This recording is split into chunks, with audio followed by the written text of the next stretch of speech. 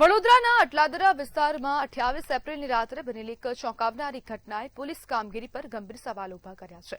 31 વર્ષીય Zomato delivery boy Dilip વસાવાએ building પરથી કૂદીને આપઘાત કર્યો, જેમાં પરિવારજનો પોલીસ પર મારપીટ અને હેરાનગતિના ગંભીર આક્ષેપો કરી રહ્યા છે। મૃતકની પત્ની પાયલબેનનો દાવો છે કે 3 પોલીસ કર્મીઓએ દિલીપને બહેરેમીથી માર માર્યો અને વચ્ચે પડતા તેમને પણ ધમકાવવામાં આવ્યા। તેમના કહેવા મુજબ આ ઘટના પછી દિલીપે આપઘાત કર્યો છે। પરિવારનો આક્ષેપ છે કે પોલીસના વર્તનના કારણે દિલીપ માનસિક રીતે તૂટી ગયા અને આ પગલું ભર્યું। ઘટનાને લઈને સ્થાનિકોમાં પણ રોષ જોવા મળી રહ્યો છે। સવાલ એ છે કે કાયદો જાળવનારા ઉપર આવી ફરિયાદો આવે ત્યારે જવાબદારી કોણ નક્કી કરશે? શું ઘટનાની નિષ્પક્ષ તપાસ થશે? હાલમાં પોલીસ તરફથી સત્તાવાર પ્રતિક્રિયાની રાહ જોવામાં આવી રહી છે, પરંતુ આ કેસે ફરી એકવાર પોલીસની કામગીરી, વર્તન અને જવાબદારી પર ગંભીર ચર્ચા જગાવી છે। હવે જોવાનું રહેશે કે સત્ય બહાર લાવવા તંત્ર કેટલી પારદર્શક કાર્યવાહી કરે છે। હાલ તો ક્રાઇમ બ્રાન્ચને આ સમગ્ર મામલે જે આ કેસ છે તેને લઈને તપાસના આદેશ તો આપવામાં આવ્યા છે, પરંતુ અહીંયા પ્રશ્ન ઉભા થઈ રહ્યા છે કે હવે આવનારા સમયમાં જે પણ તપાસ થશે તો તે તપાસમાં નિષ્પક્ષ તપાસ હવે કેટલી રહેશે અને હવે વારંવાર આવી ઘટનાઓ ન બને તેના માટે પણ પોલીસ પ્રશાસન શું કરશે? અને આજ મુદ્દે આપણી સાથે ચર્ચા કરવા માટે એડવોકેટ અમીશ દાદાવાલા જોડાઈ ગયા છે। અમીશભાઈ, પોલીસ પર મારપીટના આક્ષેપ અગાઉ પણ અનેકવાર પોલીસ પર મારપીટના આક્ષેપો થતા હોય છે, તેમના ગેરવર્તન લઈને આક્ષેપો થતા રહ્યા છે અને વધુ એક આવી ઘટના બની છે। આમાં પોલીસ પાસે કોઈક એવો વિષય બાતમી મળી હોય પોલીસને કે જેમાં પોલીસ આવું એગ્રેસિવ થવું પડ્યું હોય। બની શકે કે પ્રાઇમર ફેસી જે આ દીકરાનું મૃત્યુ થયું છે એ દીકરાને રેઝિસ્ટન્સ એના તરફથી મળ્યું હોય અને પોલીસ થોડું એગ્રેસિવ થઈ હોય। મૂળ પોલીસ એ સામાન્ય જનતાની મિત્ર છે એવો અભિગમ સાથે પોલીસે ચાલવું જોઈએ અને આવી કોઈ પરિસ્થિતિ થઈ હોય અને ખરેખર કોઈ પોલીસ અધિકારી આમાં કલ્પ્રિટ હોય કે જેણે એની સત્તાનો દુરુપયોગ કર્યો હોય, સદુપયોગ કરવાને બદલે, તેવા અધિકારીની વિરુદ્ધ ખાતે કે તપાસનો કદાચ આદેશ થઈ ગયો હશે અને ચાલી રહ્યું હશે, પણ પોલીસ અત્યારે કશું કહી નથી રહી, એટલે બેન એ વિશે કોઈ ટિપ્પણી કરવી યોગ્ય નથી। આ મુદ્દે છે ને સુપ્રીમ કોર્ટનું એક જજમેન્ટ છે BK Basu versus state of Bengal, એટલે પશ્ચિમ બંગાળનું, અને એ લોકોએ એમાં સુપ્રીમ કોર્ટે બહુ ક્લિયર માર્ગદર્શિકા આપી છે કે જ્યારે પોલીસની ઇન્વેસ્ટિગેશન દરમિયાન કે કસ્ટડીની અંદર કોઈ વ્યક્તિ આવી રીતે આપઘાત કરે છે તો એને માટે શું સ્ટેપ ભરવા જોઈએ અને કેવી રીતે ભરવા જોઈએ।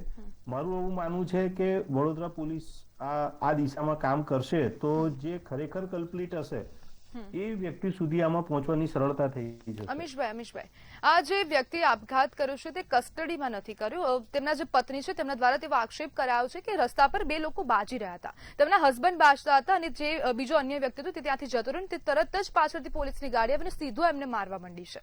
જી, મેં 2 વસ્તુ લખી, ઇન્ક્વાયરી દરમિયાન, તપાસ દરમિયાન અને કસ્ટડીમાં। એટલે આ જે વિષય શું છે કે કંઈક એવું થયું, પોલીસને જાણ કરવામાં આવી, પોલીસ ત્યાં સ્થળે પહોંચીને પોલીસે ઇન્ક્વાયરી શરૂ કરી। પોલીસ જેવી ઇન્ક્વાયરી શરૂ કરે એટલે પોલીસની શું કહેવાય, પોલીસના દાયરામાં આવી જાય।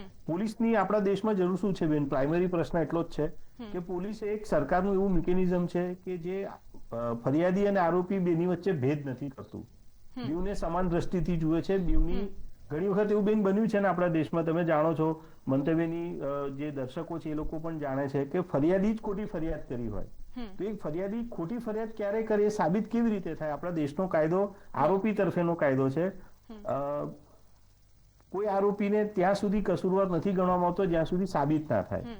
એટલે આરોપીને બચાવવાની તક વધારે મળે છે, ફરિયાદીને બચાવની તક ઓછી મળે છે। તેમ છતાં આપણે ત્યાં આગળ ફરિયાદીઓ ખોટી ફરિયાદ કરતા આવ્યા છે, એના પરિણામે એને ડામવા માટે પોલીસને એક વધારાની જવાબદારી સોંપવામાં આવી છે કે પોલીસ નિષ્પક્ષ તપાસ કરે। આપણે ઘણી વખત એવું સાંભળ્યું છે કે પોલીસે ફલાણા કેસની અંદર નિષ્પક્ષ તપાસ ન કરી, પરંતુ અમીશભાઈ, તપાસ દરમિયાન પણ તમે કોઈ વ્યક્તિને મારો તો તે કેટલું યોગ્ય? અને તે એટલો બધો તમે ઢોર મારો કે પછી તેને આપઘાત કરવો પડે અને તેનું લાગી આવે? પોલીસને મારવાનો તો કોઈ અધિકાર છે જ નહીં, અને જો પોલીસ એની પર હાથ ઉગામ્યો હોય, મને એ ખબર નથી પડતી, પોલીસ કેમ? જનતા પણ હવે પ્રશ્ન કરી રહી છે કે પોલીસ કેમ સીધી મારવા વાળી પર ઉતરી આવે છે? રાઈટ, પણ પોલીસને કોઈક ઇન્સ્ટિગેશન થયું હોય અને પોલીસે પોતાની, આપણે જોયું ને સુરતમાં બેન થોડા વખત પહેલા એક ભાઈને પોલીસે જાહેરમાં વરઘોડો કાઢ્યો। કેમ કાઢ્યો? જનતાના દબાવથી।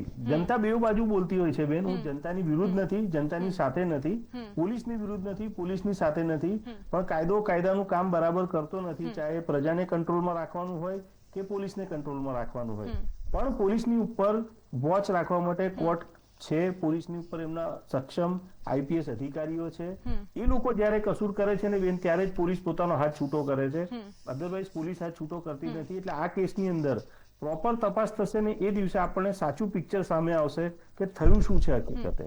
જી અમીશભાઈ, હવે તમે તપાસની વાત કરી તો તપાસ હવે નિષ્પક્ષ રહેશે તેની કેટલી ખાતરી અને તેની કેટલી કોઈ ગેરંટી? ખાતરી ના બેન, કોઈ ખાતરી નથી. રાજકીય ઉચ્ચ હોદ્દા પર જે બેઠેલા રાજકીય નેતાઓ છે એ લોકો આમાં ઇન્ટરવીન કરશે તો જ નિષ્પક્ષ તપાસ થશે.